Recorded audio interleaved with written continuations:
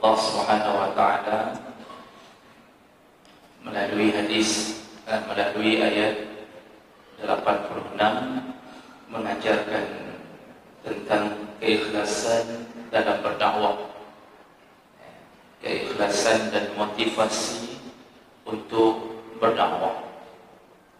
Dan itu didasarkan dari hadis Bukhari, hadis riwayat Bukhari, Rasulullah SAW yang menyampaikannya tentang kemuliaan surat Sad ayat 86. Masih ada satu yang tersisa dari fadilah surat Sad ini, yaitu di ayat 65 dan 66. Itu berdasarkan hadis Nabi SAW dijadikan sebagai doa ketika membolak-balikkan tubuh di waktu tidur. Dari Aisyah radhiyallahu anha qalat, Aisyah berkata, kana Rasulullah sallallahu alaihi wasallam iza tadawwara min al-layl. Rasulullah itu kalau beliau terbangun di malam hari dari tidurnya, artinya terbangun, ada yang mengatakan beliau kadang-kadang terperanjat, karena ada hadis-hadis yang menyebutkan Rasulullah pernah beberapa kali terperanjat. Salah satunya ketika berada di rumah Maimunah, istrinya. Tiba-tiba Rasulullah terbangun dalam keadaan berkeringat. Lalu Rasulullah mengatakan kepada Maimunah, wailul lil Arab, bisa celaka orang-orang Arab. Kenapa? Karena Ya'juj Ma'juj telah berhasil melubangi dinding yang dibuat oleh Nabi Zulkarnain sebesar ini, kata Rasulullah. Lalu beliau menunjukkan jarinya. Beliau menunjukkan jarinya begini dengan membulatkan telunjuknya. Beliau mengatakan Ya'juj Ma'juj telah berhasil melubangi dinding yang dibuat oleh Nabi Zulkarnain. Nah, jadi kadang-kadang Rasulullah terperanjat bukan karena gangguan syaitan, karena Nabi SAW tidak pernah diganggu oleh syaitan dalam keadaan tidurnya. Tapi kadang-kadang datang wahyu atau berita yang membuat beliau gelisah. Rata-rata gelisah itu karena keadaan umatnya. Dalam hadis tadi yang menyebutkan beliau gelisah, mengatakan celakalah orang Arab. Kenapa orang Arab yang disebutkan? Karena Ya'juj Ma'juj ketika keluar, dia akan menyasar orang-orang yang beragama, dan sumber agama adalah Arab, karena dari sana Rasulullah diturunkan. Makanya bahasa Nabi adalah bahasa untuk orang Arab. Tapi walaupun begitu, umat Nabi itu semuanya sasaran Ya'juj Ma'juj.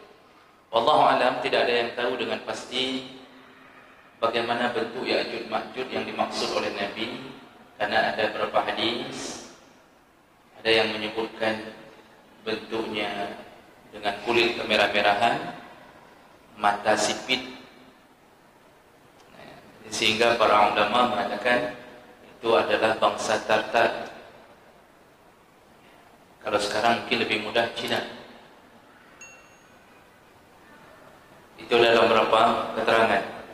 Wajar kalau itu seandainya itu yang diinginkan oleh Nabi, wajar. Hari ini semua disasar oleh Cina.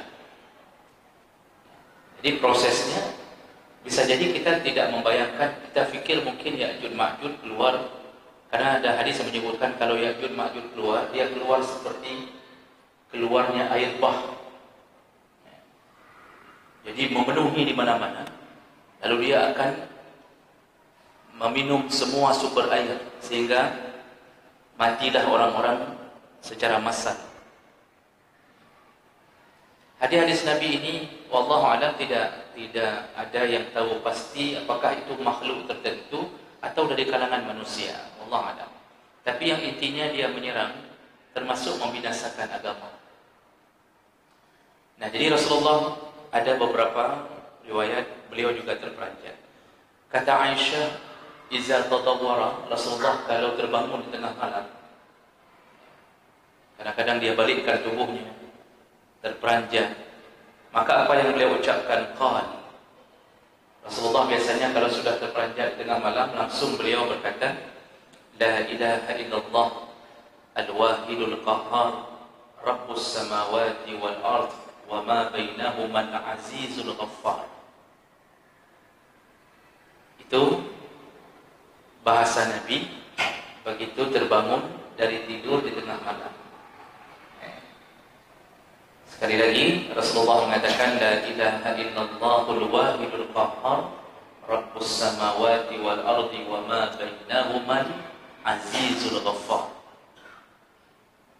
Dan bahasa ini akhzan min qawlihi ta'ala, itu diambil dari perkataan Allah, yaitu surat Sad ayat 65-66 yang berbunyi, "Wa ma min ilahin illallahul wahidul qahhar, rabbus samawati wal ardi wa ma bainahuma al-azizul ghaffar."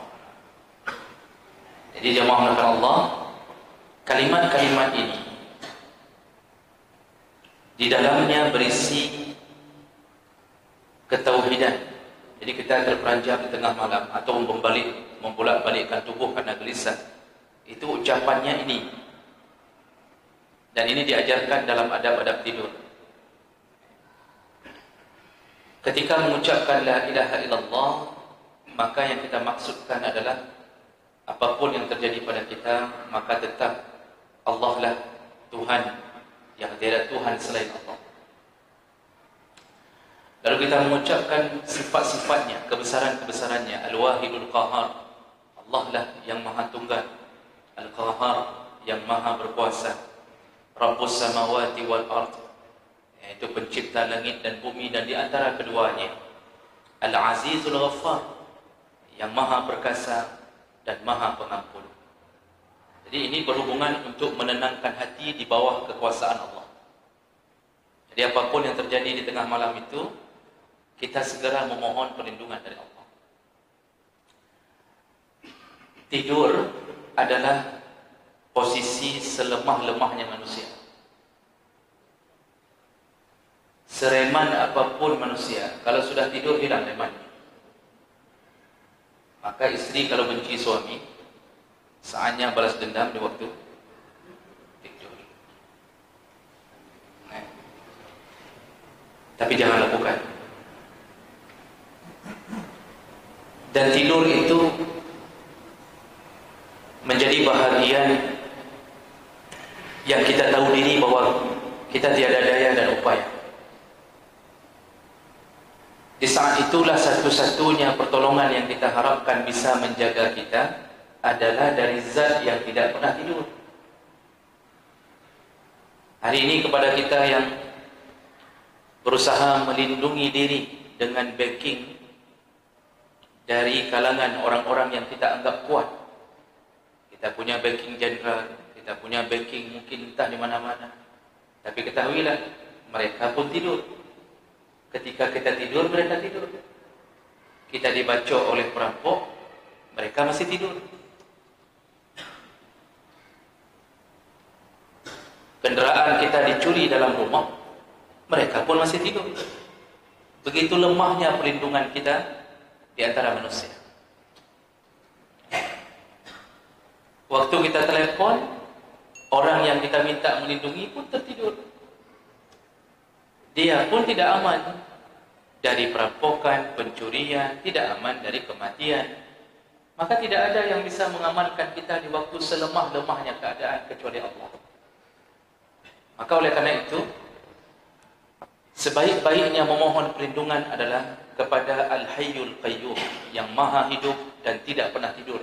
Al-Qayyum, yaitu Allah Subhanahu wa ta'ala. Oleh karena itu dalam urusan tidur itu banyak sekali adab-adab yang diajarkan yang tujuannya adalah memohon Allah untuk menjaga kita. Dan itu dimulai dari kita disuruh oleh Rasulullah untuk berwudu. Jadi sucikan diri di waktu tidur. Rasulullah berkata, "Iza ataita madja'ak," kalau engkau ingin mendatangi pembaringanmu, fatawadda wudu'aka lis-shalah, maka berwudu'lah engkau seperti wudu'mu untuk salat. Jadi maksudnya kalau mau tidur wudu' dulu. Biasakan wudu'. Jangan hanya suruh anak-anak berwudu'. Bapaknya, mamanya ikut berwudu'. Ini bapak dengan mama udah muak-muak di atas kasur, bilang sama anak, "Nak, jangan lupa wudu' ya. Ingat pengajian tadi maghrib." Mama tidak wudu', bapak tidak wudu'. Jadi seakan-akan wudu' itu untuk anak-anak. Padahal semua disuruh wudu'. Jadi seandainya pun kita dijemput Allah dalam keadaan berwudu', menghadap Allah dalam keadaan suci. Wudu'nya bagaimana? Wudu'aka lis-shalah. Berwudu'lah engkau seperti wudu'mu waktu salat. Disuruh sempurna. Karena ada orang mengira ini kan bukan untuk salat. Lalu dia wudu' cilet-cilet. Dicilet sana, dicilet sini. Enggak 3 kali pun. Karena menganggap ini kan wudu untuk tidur, bukan wudu untuk salat. Rasulullah mengingatkan, wudu'aka lis-shalah. Berwudu'lah engkau seperti wudu'mu, seperti engkau salat. Sempurna wudu'nya. Lalu ada yang bertanya, jadi kalau sudah selesai wudu, setelah itu tidur bersentuhan dengan istri. Dalam mazhab Syafi'i, kita tahu fikih mazhab Syafi'i mengatakan bersentuhan batal. Karena dalam pandangan Syafi'i, kalimat aula mastumun nisa maksudnya adalah bersentuhan kulit dengan kulit. Maka batal dalam pandangan Syafi'i. Ada yang bertanya, kalau begitu habis wudu, jaga wudu, akhirnya enggak bersentuhan. Ada istri yang enggak mau bersentuhan lagi dan enggak mau disentuh oleh suaminya habis wudu. InsyaAllah dalam 2 hari diceraikan model begitu. Jadi begitu mau disentuh, baik mamat. Saya ada wudu, jangan pegang-pegang. Itu tidak benar. Perlu dibedakan. Yang urusan batal-batal itu kalau berhubungan dengan salat. Artinya disuruh ulang wudu dalam mazhab Syafi'i kalau mau salat.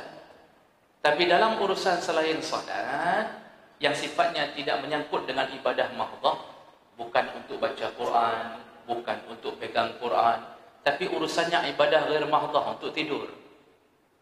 Itu pahalanya besar wudu itu, untuk tidur. Maka tidak masalah untuk batal. Malah memang sebaiknya setelah itu batal lagi. Karena kalau baca adab-adab tidur, itu salah satu sunnah adalah tidur dalam keadaan berdekatan suami istri. Jangan satu tidur di atas, satu tidur di bawah. Jangan begitu. Nah, jadi tidak masalah. Batal tidak ada masalah. Jadi jemaah maka Allah, itu tuntunan Nabi ketika dalam keadaan mau tidur. Setelah itu kita duduk di pembaringan. Ada satu amalan yang boleh dilakukan waktu mau tidur atau boleh dilakukan sebelum tidur, yaitu salat witir. Rasulullah menasihati Abu Hurairah dengan 3 perkara. Dengan 3 perkara. Ada 3 perkara yang jangan engkau tinggalkan ya kata Abu Hurairah, ada 3 perkara yang aku diminta untuk tidak tinggalkan. Yang pertama, salat witir sebelum tidur. Kemudian salat duha. Kemudian puasa 3 hari di pertengahan bulan. Kata Abu Hurairah, semenjak aku mendengarkan dari Nabi, aku tidak pernah meninggalkannya. Nah, salah satu nasihat Nabi, salatlah witir sebelum tidur. Tapi witir sebelum tidur itu tidak mesti waktu sudah mengantuk. Kita boleh lakukan ba'da isya, karena witir yang dimaksud adalah penutup amal. di hari itu, bukan waktu mengantuk. Karena ada orang enggak salat-salat, tunggu menguap baru salat witir. Dalam salat witir dan 20 ke menguap. Sudah enggak tahu lagi apa yang dia baca. Menguap itu salah. Jadi setelah salat ba'diyah Isya bolehkah selepas salat witir? Boleh. Boleh. Tapi bagi mereka yang yakin bisa bangun di tengah malam, memang sudah kebiasaan terbangun. Dari bayi sudah terbangun dan suka membangunkan orang tua di tengah malam. Sampai sekarang asal jam 3 terbangun, jam 3 terbangun. Bagi mereka yang punya kebiasaan ini, sebaiknya witirnya ditunda ke tengah malam. Tapi bagi mereka yang di lap-lap kambuh-kambuhan, sekali terbangun, 20 kali tidak. Yang terbangun waktu keluar sertifikasi. Begitu tidak keluar sertifikasi, enggak bangun-bangun. Nah, yang model-model begini sebaiknya lakukanlah witir ba'da Isya. Lebih bagus di mana? Di masjid kah atau di rumah? Bagus di rumah. Rasulullah sallallahu alaihi wasallam menyebutkan sallu fi buyutikum illa al-fardhah. Salatlah semua salat di rumah kalian kecuali salat fardu. Maka pulang saja salat witir di sana. Enggak usah pun kita salat witir di sini. Nanti kita salat paling kurang bisa 1 rakaat. Orang nanya, salat apa? Biasa, saya sudah 20 tahun salat witir keterusan. Ya kada ilmu cetak. Jadi salatlah di rumah. Jadi enggak mesti harus nunggu waktu ngantuk. Itu amalan sebelum tidur. Boleh dilakukan sebelum tidur. Kalau tidak terlalu mengantuk, boleh lakukan persiapan mau tidur. Nah, itu amalan itu jangan ditinggalkan selama mampu. Walaupun terasa lelah, ambil 1 rakaat, cuma 1 rakaat. Tidak sanggup berdiri, duduk. Bukan tidak sanggup berdiri, itu dalam solat wajib. Boleh pilih antara berdiri atau duduk atau berbaring. Yang berdiri sempurna pahalanya, yang duduk setengah pahala berdiri, yang berbaring setengah pahala duduk. Jadi kalau betul-betul keberadaan, ya sudah solat witir sambil berbaring ke rusuk, ada jambihil aiman ke rusuk kanan, dada menghadap ke kiblat, 1 rakaat. Yang habis super ekstra malas. Tapi lakukanlah. Dan itu memang harus dipaksakan dan dibiasakan. Jemaah melakukan Allah. Nah kemudian setelah wudu, duduk di tempat pembaringan. Ini semua berdasarkan hadis-hadis Nabi, amalan-amalan Nabi yang digambarkan oleh isteri-istrinya. Duduk, jangan tidur, jangan berbaring dulu di atas kasur. Duduk, kemudian Nabi menasihati, bacalah Al-Quran. Atau habis solat witir, boleh duduk atas sajadah, baca Quran. Nah, ada beberapa surat yang dibaca oleh Nabi yang menjadi kebiasaan Nabi, yaitu ada surat Al-Muluk. Kadang-kadang Nabi membaca surat Az-Zumar. Nanti kita jelaskan di surat berikutnya, fadilah surat berikutnya itu surat Az-Zumar. Kadang-kadang Nabi membaca surat Al-Isra. Nah, itu surat-surat yang Nabi sering baca sebelum tidur. Setelah baca Quran, kemudian duduk di kasur pembaringan, jangan baringkan dulu. Bacalah apa yang Nabi suruh, yaitu ayat kursi. Lalu 3 kul. Qul a'udzu birabbil falaq, qul a'udzu birabbin nas, dan qul huwallahu ahad. Sekali-sekali baca, kemudian hembus di tangan, lalu sapu dari ubun-ubun ke arah depan sejauh tangannya menjangkau. Jadi orang selama ini mempraktekkannya sambil tidur. Padahal dalam hadis tidak disebutkan sambil tidur, disuruh duduk. Kalau kita duduk, waktu kita sapu tangan yang sudah kita hembus ini, kita sapu dari ubun-ubun, itu sampai ke kaki pun dapat semua. Karena posisi duduk. Selama orang kadang-kadang melakukannya sambil tidur, sambil sudah ngantuk-ngantuk antara sadar dan tidak, dia baca 3 kul.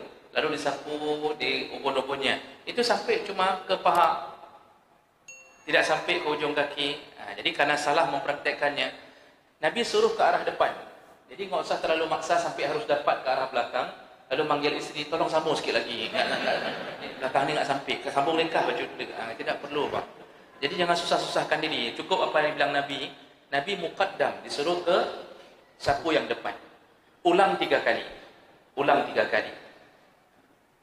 Barang siapa yang melakukan itu, dia di dalam lindungan Allah Subhanahu wa ta'ala. Allah kirimkan malaikat untuk menjaganya. Apa yang dijaga? Yang dijaga bukan dari pencuri.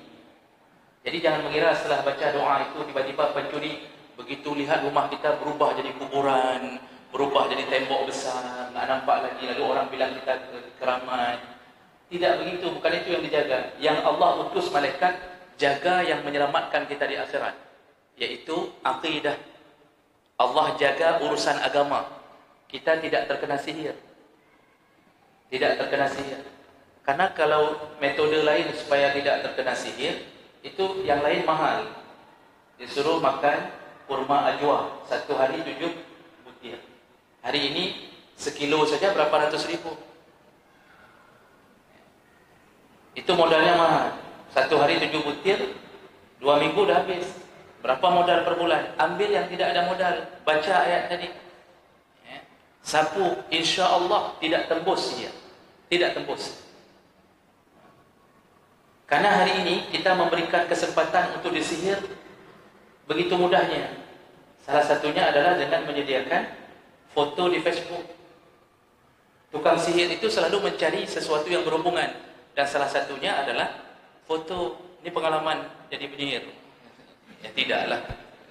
Ini yang hasil bacaan apa yang dilakukan oleh orang-orang sihir. Kita berikan foto keluarga di Facebook. Kalau mau disihir, saya sakit hati. Mau disihir, begitu mudahnya. Tinggal copy, paste, lalu dia melakukan ritual. Dulu tukang sihir dulu agak susah cari barang. Pura-pura ke rumah, lalu pura-pura kamar mandi. Dia mencari sehelai rambut yang mau disihir. Rupanya rambut kucing. Udah salah sihir. Ini bangai tukang sihir. Jadi Bapak Ibu maka Allah Subhanahu wa taala lakukan seperti Nabi. InsyaAllah aman sampai subuh aman dari sesuatu yang membuat akidahnya hancur, dari sesuatu yang membuat agamanya hancur. Itu yang Allah suruh jaga dari malaikat.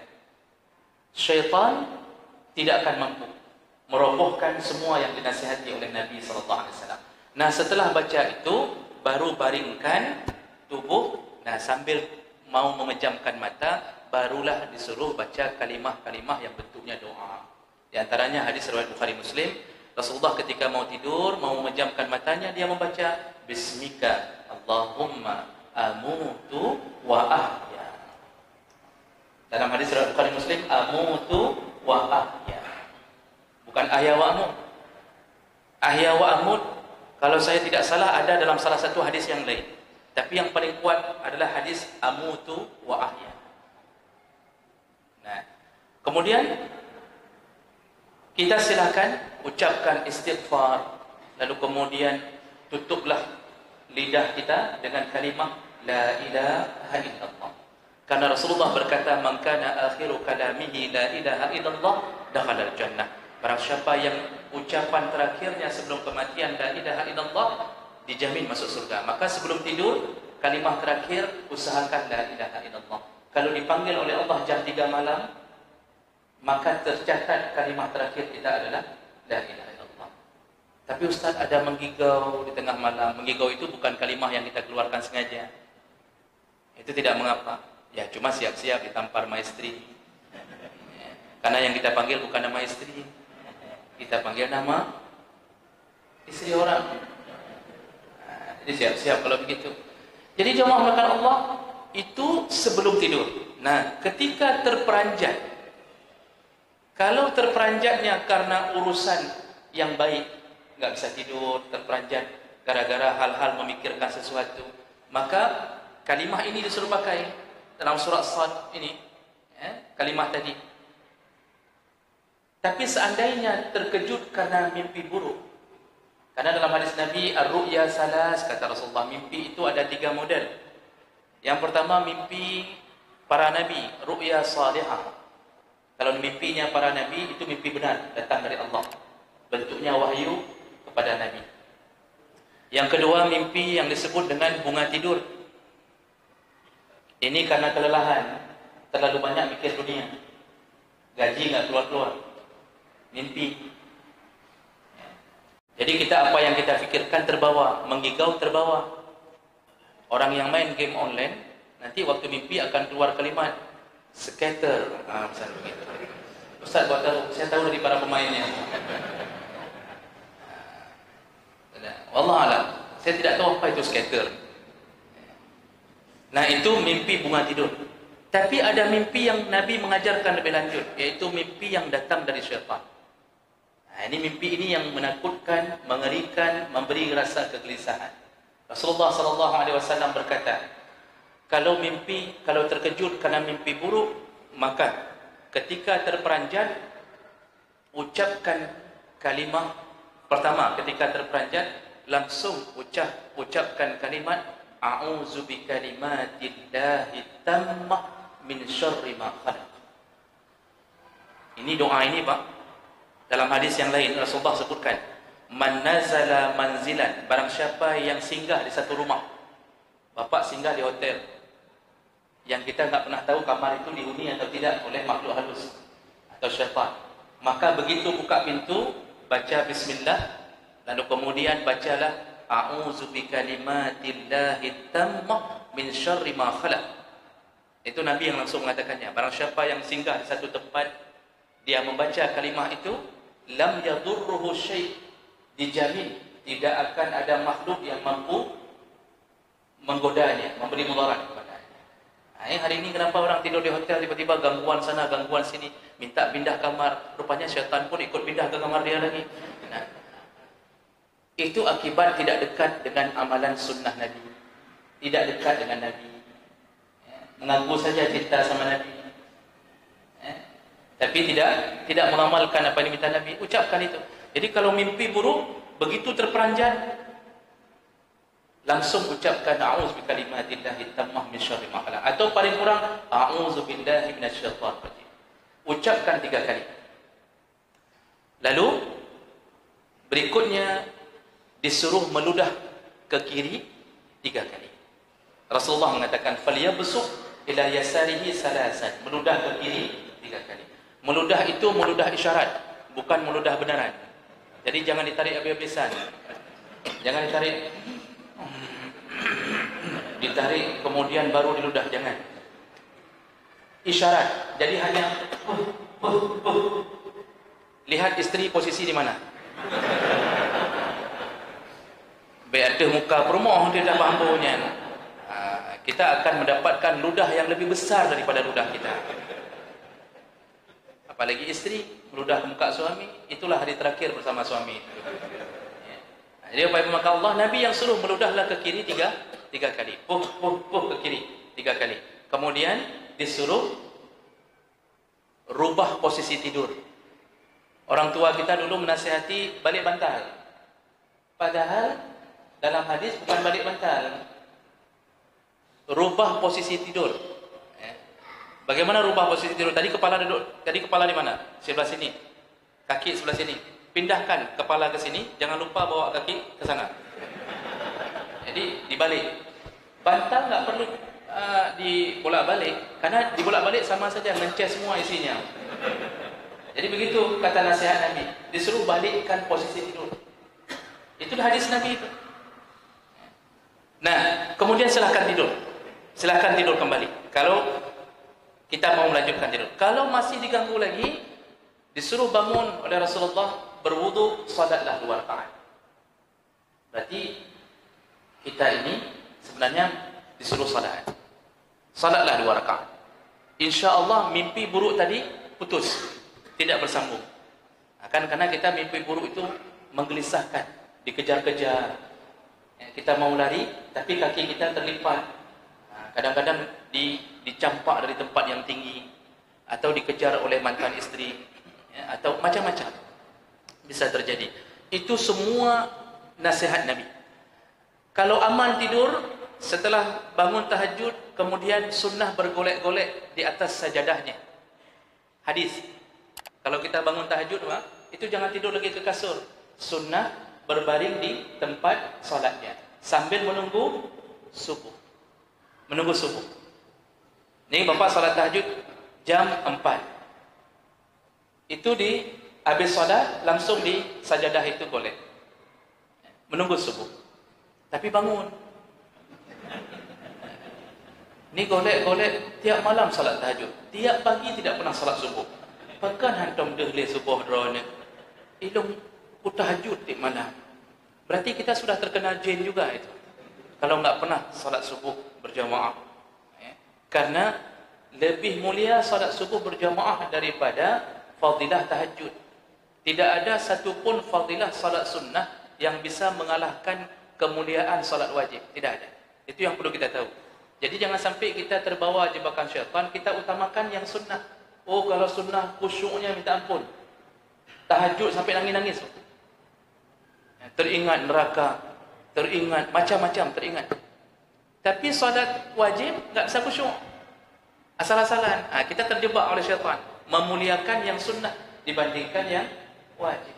Maka jemaah belakang Allah Subhanahu wa taala, kalau terbangun setelah salat tahajud, terbangun waktu mau salat subuh, atau tadi terbangun pertama sekali untuk salat tahajud, setiap kali bangun itu disuruh baca doa oleh Nabi, alhamdulillahilladzi ahyana ba'dama amatana wa ilaihin nusyur. Doa ini masyhur tetapi paling jarang diamalkan. Jadi kalau dalam sunnah tidur, adab tidur, itu kita bangun dari kasur, kita tidak langsung disuruh turun. Disuruh duduk dulu, lalu disuruh kucek. Itu nanjinya. Usap. Kok kucek pula? Kucek rinso. Disuruh usap mata. Suruh usap mata, kemudian bacalah alhamdulillahilladzi ahyana ba'da ma amatana wa ilaihin nusyur. Masya Allah, semua yang kita lakukan dari sebelum tidur sampai subuh hari, semuanya penuh dengan pahala. Penuh dengan pahala. Begitulah seharusnya gaya hidup kita. Tapi sayangnya kadang-kadang orang tidak mengamalkannya. Tahu tapi tidak mengamalkannya. Jadi ini yang menjadi inti. Kalau terperanjat di tengah malam dalam hal-hal tidak bisa tidur, maka bacalah surah Sad ayat 56. Belum. Diurung buka kedua. Ayat 65 dan 66 ya. Baik, demikian Bapak Ibu belakang Allah Subhanahu wa taala, dan sebagai informasi terakhir, kita masih berjuang untuk membuat lembaga pendidikan di bawah masjid, di bawah lindungan masjid ini bagi bapak dan ibu yang masih punya rezeki yang lebih.